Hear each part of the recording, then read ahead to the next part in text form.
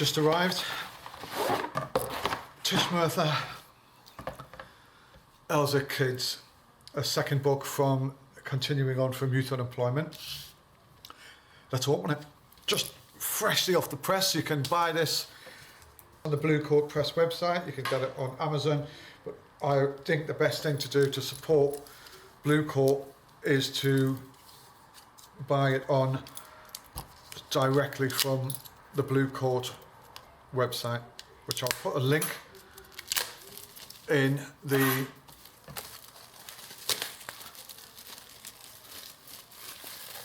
information box. Okay, here we are. Sorry about that, but I love the smell of new books.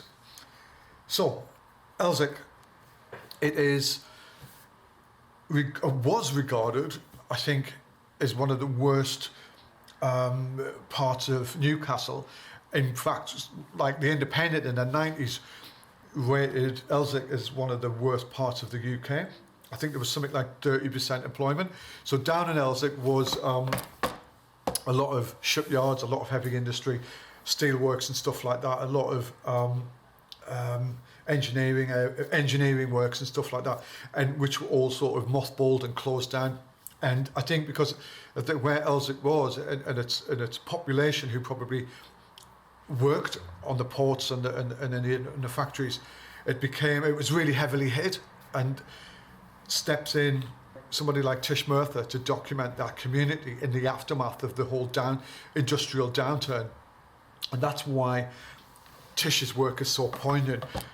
There's a lot of people who photographed this area, including myself, since that downturn. And I think what Tish offers is a beauty, is a somewhat romantic view of it, a sort of coming together of the community.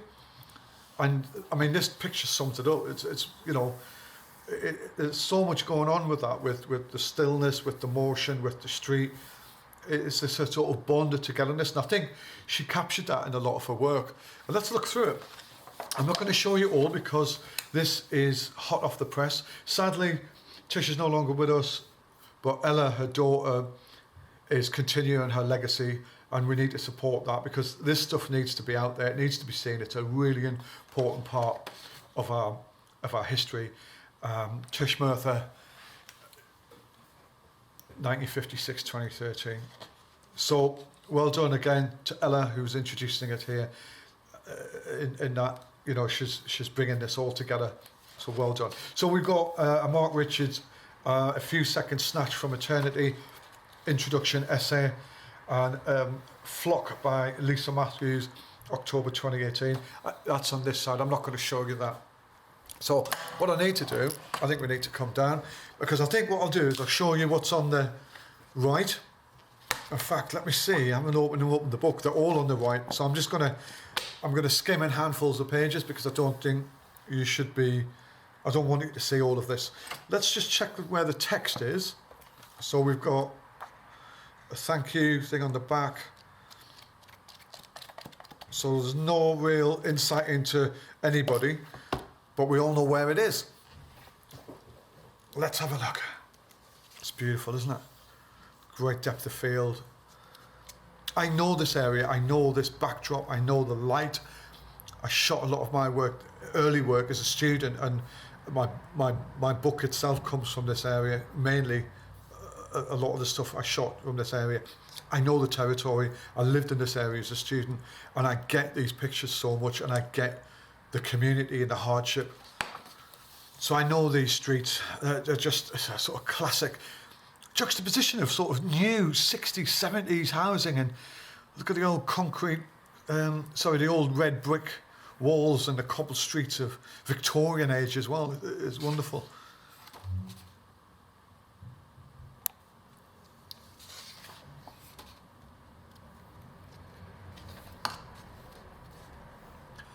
In the introduction at the front here, by Mark Richards, he's going on about the way children were left to hang out and roam, something like that. But they are talking about, you know, kids left to their own devices and stuff like that. And I remember as a kid, we were just left to do what we want, and And this was a very much a part of what we did, and in parks and stuff, and you don't see that much these days. And this is a sort of past era within growing up, which is not there to this extent, but wasn't that long ago. You know, we're looking at this 80s, late 70s, 80s.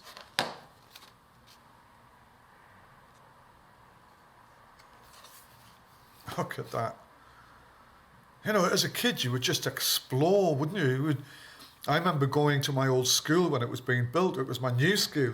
We were moving into a new school, and I remember it was next to our house, and we were in there every night, running around the place, and you know, almost killing ourselves, sort of jumping around out of windows ourselves, and then it became my school, and it was like I'd already been in there before it was built. It was a really significant part of growing up that you had to explore these things.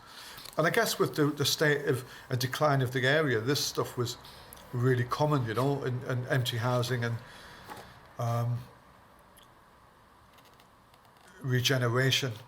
Or you're actually not even in regeneration period at the minute. You're in the destruction mode, aren't you, of communities and neighbourhoods and housing and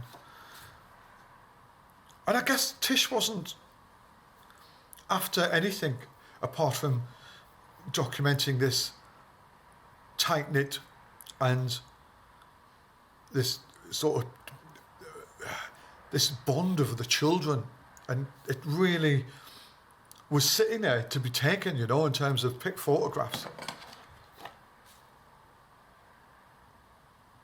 And it does show kids were just left to do what they want. Look at this, got a cigarette. Look, how old is he? Would you let your kid out now? No. It's a different era, this, you know, it's incredible. And I'm so pleased, you know, Tish was here to do this. This looks like the Benwell border area. The banks go up to the hospital and you come down there. It could be. They look like the similar housing what used to be there. Again, the breaking down of the heavy industry and the working areas, and it's a place to explore. Look at that.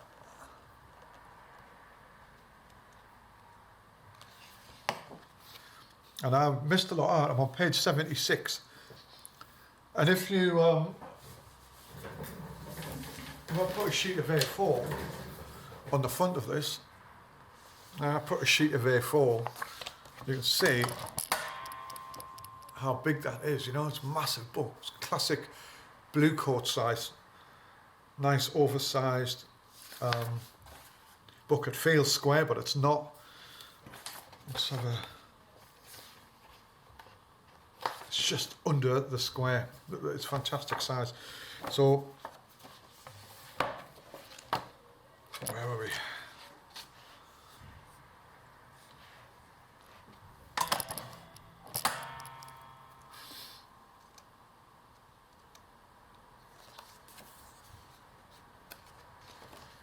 And I can hear the accents as well when I look at this. I know what they sound like. Fixing the bike. Good detail.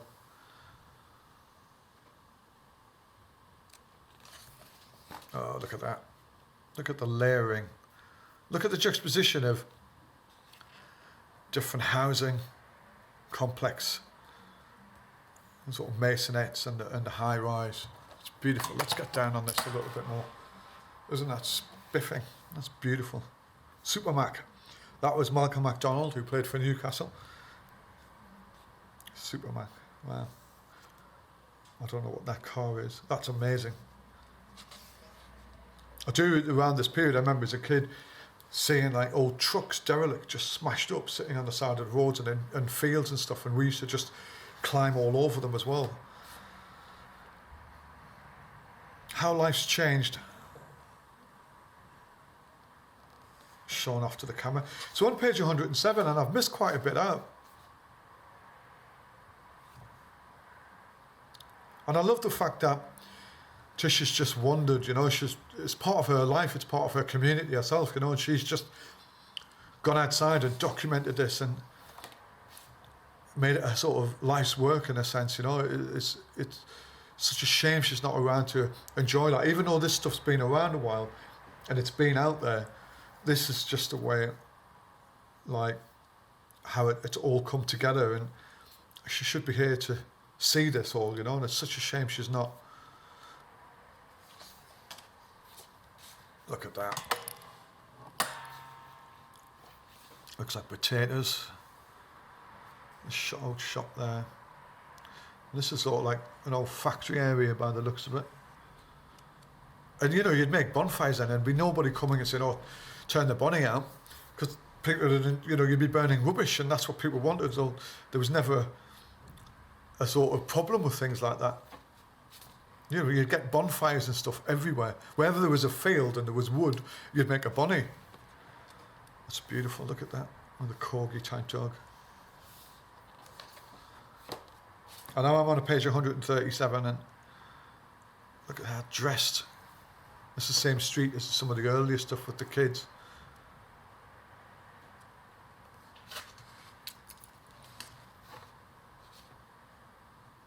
And there's a real togetherness in this book. There's a real beauty, a real sense of days gone by, and it's a wonderful body of work and a continuous investigation to one's community. And as a photographer, and as you know, if you're a student photographer, you're looking at stuff like this, and it's a real insight and a real education into looking on your own doorstep and seeing what's around and documenting it.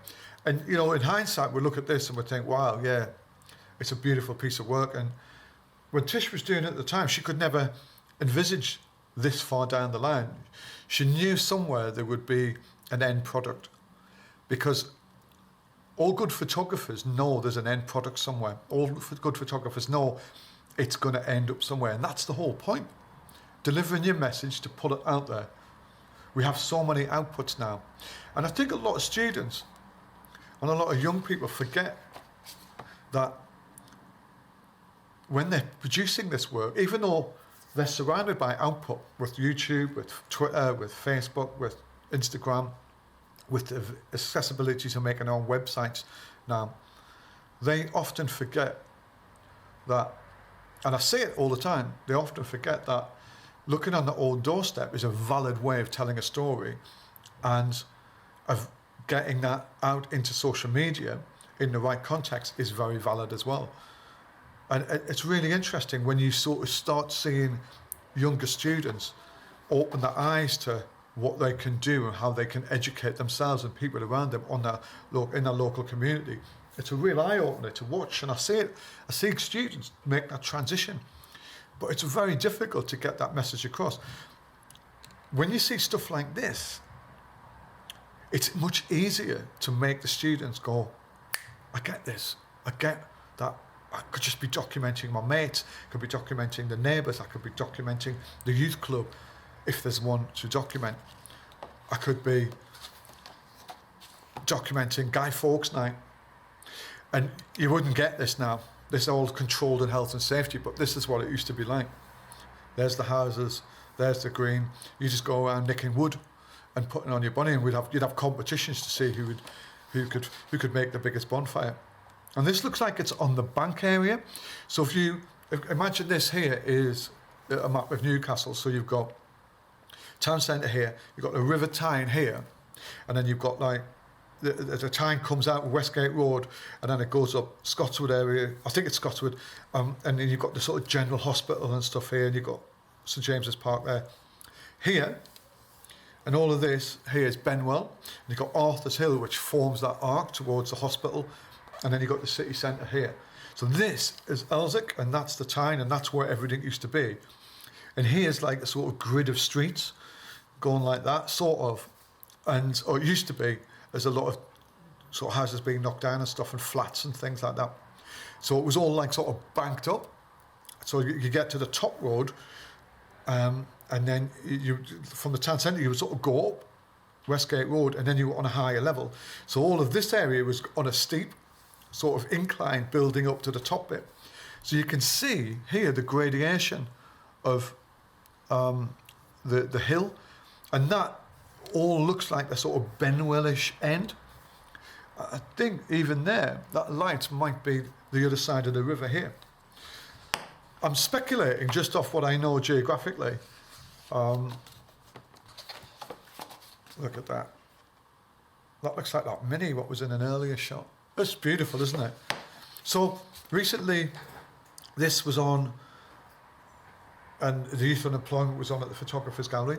Keep your eyes out to see where else Tish's work's going. And go and see it.